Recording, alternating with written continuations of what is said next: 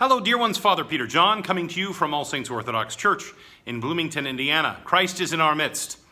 Today I want to talk about Saint Susanna, the martyr of Rome.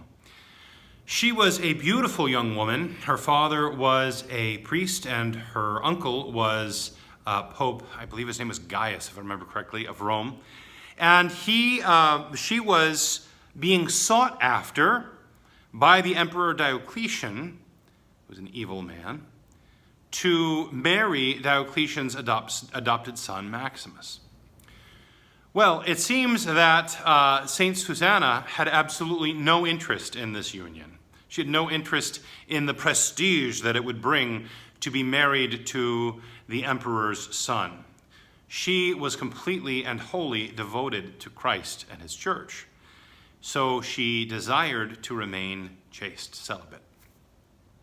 Well, this was a very difficult thing for the Emperor Diocletian to hear.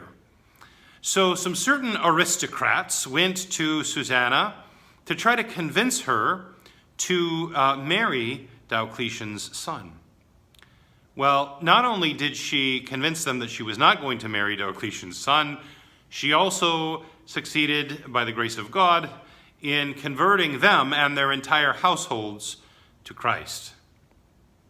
This was a wonderful event that absolutely enraged the Emperor Diocletian. He ordered all of those who had been converted to be executed.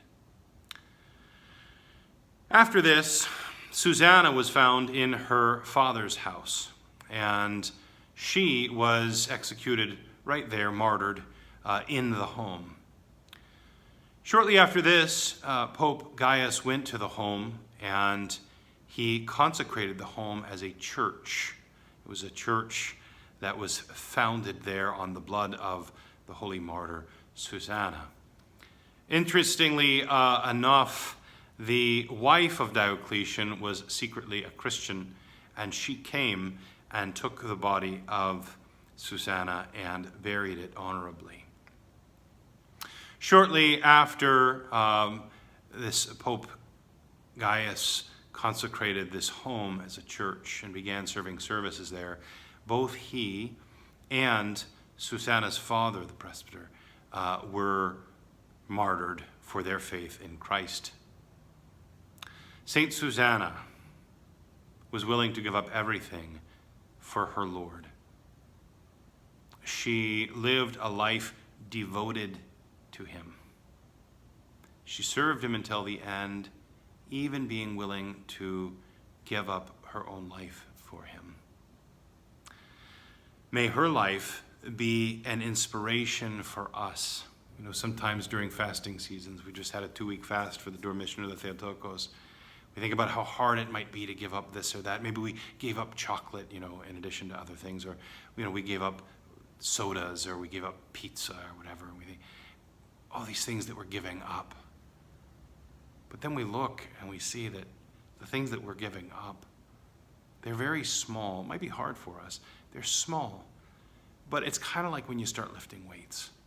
You start with maybe a 2-pound weight and work up to a 5, and then a 10, a 15. Before you know it, you're pumping the 30 irons. We have to start small. And when we start small, giving things up, little things, and we build on that, then by the grace of God, when we're called to give up greater things, even if we look to the life of the martyrs and say, if we were called to give up our own life for the sake of Christ, that we would do so, again, by God's grace. Christ is in our midst. He is and ever shall be.